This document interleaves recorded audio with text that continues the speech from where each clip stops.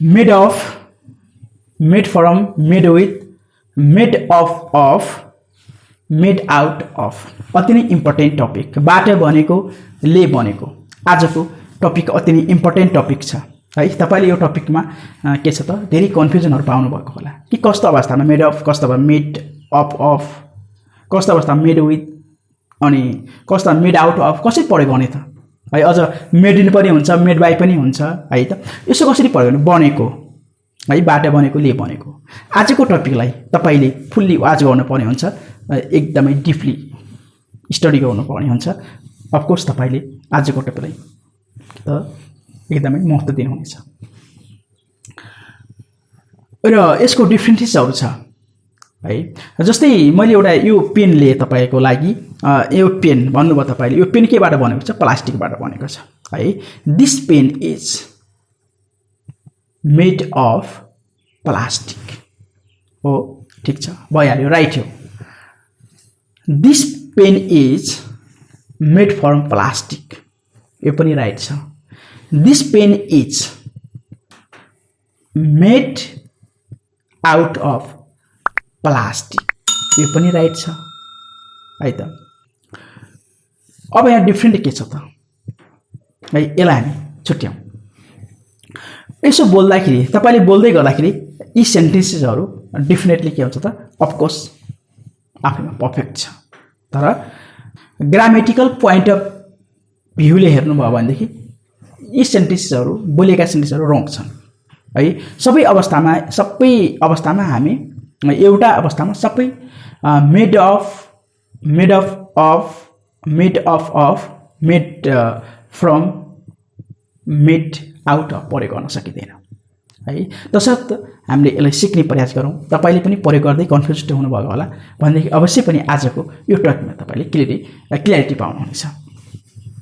र मैले भने this pen is made of plastic, एकदमै राइट हो, यो प्लास्टिकले बनेको छ है। अब this pen is made of, अब अफ थप्नुभयो भनेदेखि तपाईले दुई वा दुईभन्दा बढी चिजहरु, बनेको चिजहरु भन्नुपर्ने हुन्छ। This pen is made of plastic ink, यसो हुन्छ। अब मेड अफ मात्रै भन्न, मेड अफ मात्रै राख्न पाउनु हुँदैन है त। This pen is made of plastic ink and steel, यो पनि राइट भयो। अर्थात् दुई वा दुईभन्दा बढी धेरै वस्तु मिलेर कुनै चीज बनेको छ, वस्तु बनेको छ भनेदेखि मेड अफ को युज गरिन्छ है। अब हेर्नुस्, मैले तपाईलाई मेड अफ यहाँनिर प्रयोग भएको छ।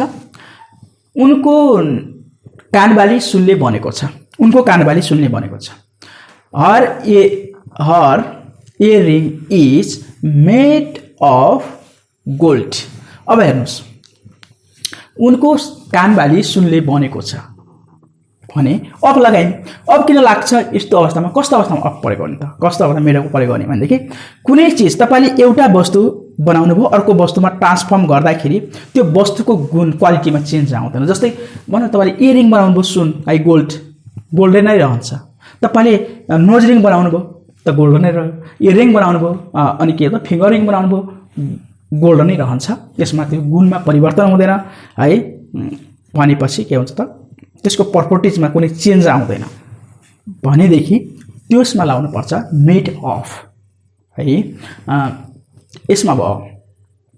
अनि यसैगरी इटा माटोबाट बन्छ, यहाँनिर फ्रम लगाइएको छ। किन लाग्यो त? अब हेर्नुस् त, मेड फ्रम।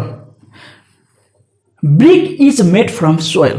अब सोइलबाट इटा बनाउँदाखेरि त्यो सोइलमा भएको गुण इटामा ट्रान्सफर्म हुँदाखेरि के त पुरै त्यसको गुण, प्रपर्टिज के हुन्छ त, चेन्ज भएर जान्छ। तपाईले अर्थात् त्यो ब्रिकलाई तपाईले सोइलमा ब्याक गर्न सक्नुहुन्न, फर्काउन सक्नुहुन्न, सोइल बनाउन सक्नु हुँदैन ब्रिकबाट हो। In that case made from को प्रयोग गर्ने, अफ को होइन। त्यसलाई फर्काउन सकिँदैन, अफ फर्काउन सकिँदैन भने फ्रम। बुझ्नुभयो है त? यो दुईवटा भइहाल्यो। जस्तै तपाईले बेल्ट इज मेड फ्रम क्यामेल और बफेलो। बफेलोबाट डाइरेक्ट हामी बेल्टमा एउटा बेल्ट भन्छ त बफेलोको छालाबाट लेदरबाट र क्यामलको लेदरबाट एउटा बेल्ट बनाइन्छ भने त्यस्तो अवस्थामा हामीले फर्म लाउन सक्छौँ the belt is made from buffalo made from camel तर तपाईले the belt is made of leather भन्ने फ्रम होइन किनकि लेदर त लेदरै हो नि त होइन त्यही लेदर बेल्ट बनाइयो त्यही लेदर अर्को बनाउन सकिन्छ हो तसर्थ अफ त्यहाँनिर लाउनु भयो तर क्यामेलबाट डाइरेक्ट क्यामेलबाट तपाईले छाला के त बेल्ट बनाउनु भयो भनेदेखि बफेलोबाट बनाउनु भनेदेखि त धेरै त्यसमा के हो त हामी ब्याक गर्न सक्दैनौँ त्यो लेदरलाई हामी बफेलो वा क्यामेल बनाउन सक्दैनौँ त्यस्तो कन्डिसनमा फ्रमको युज गर्ने नम्बर 3 मा हेर्नुस् सलाद काँक्रा मुला गाजर र गोलभेडाबाट बनाइन्छ है salad is made with cucumber फेरि एकन है salad is made with cucumber radish carrot and tomato है यसरी बनाइन्छ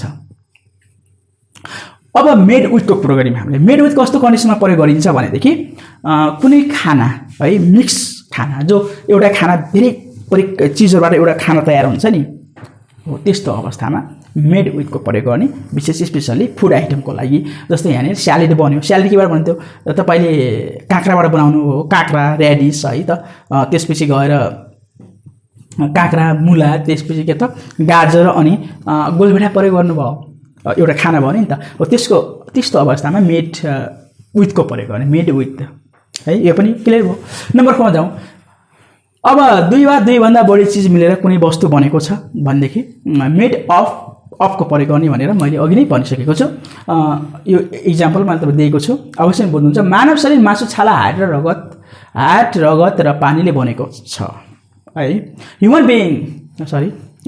body is made of muscle skin bone blood and water यसरी दुई वा दुई भन्दा बढी वस्तु मिलेर कुनै वस्तु बनेको छ भने मेड अफको प्रयोग गरिन्छ राइट तपाईले यो पनि बुझ्नु भएको छ अब हेर्नुस् यो गमला बोतलबाट बनेको छ तपाईले यस्तो चीज प्रयोग गर्नुभएको छ कहिलेकाहीँ काँचको बोतल या प्लास्टिक बोतललाई त्यसमा फ्लावर ग्रो गर्नुभएको छ फ्लावर रोप्नुभयो त्यो जाग्यो है त्यसो गमलाको रूपमा प्रयोग गर्नुभयो हो त्यस्तो अवस्थामा मेड आउट अफको प्रयोग गर्ने मेड आउट अफ है एउटा उद्देश्यबाट बनेको चिज अर्को उद्देश्यमा प्रयोग गरिन्छ भने मेड आउट अफको प्रयोग गर्ने जस्तै डिस्कभरी च्यानलमा तपाईले देख्नु भएको होला बियर गिरीले के गर्छ त बियर गिरीले के गर्छन् त विभिन्न चीजहरु केही चीजहरुलाई विभिन्न फर्ममा है ट्रान्सफर्म गर्ने अनि अर्को चीजहरु बनाउने र त्यसलाई युज गर्ने र सर्भाइभल जर्नीमा उनले त्यस्तो गरेका छन् है त्यो तपाईले डिस्कभरी हेर्नु भएको छ थाहा पाउनु भएको छ हो त्यस्तो अवस्थामा मेड आउट अफको प्रयोग गरिन्छ है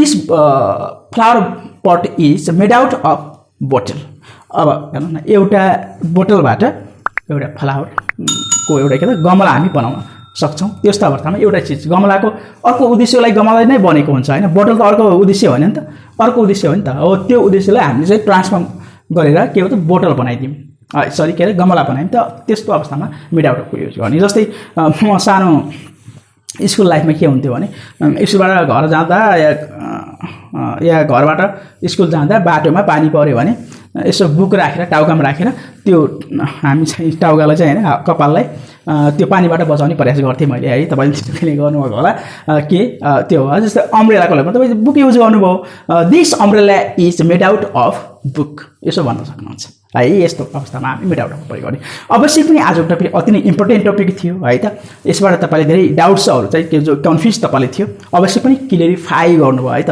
मलाई त्यस्तो लाग्दछ आई होप मेरो आशा त्यो हो र यस च्यानललाई गुरुदेव इंग्लिश एडु अति नै के त तपाईसँग कनेक्टेड च्यानल हो तपाईले यसबाट धेरै कुराहरु सिक्नु भएको होला र कुनै कुराहरु सिक्दै गर्दाका भिडियो लेसनबाट पनि डाउट पनि होला है त्यस्ता कुराहरु छन् भने अवश्य पनि कमेन्ट बक्समा शेयर गर्नुस् त्यसमा हामी रेस्पोन्स गर्नेछौं है thank you for watching the video have a nice time thank you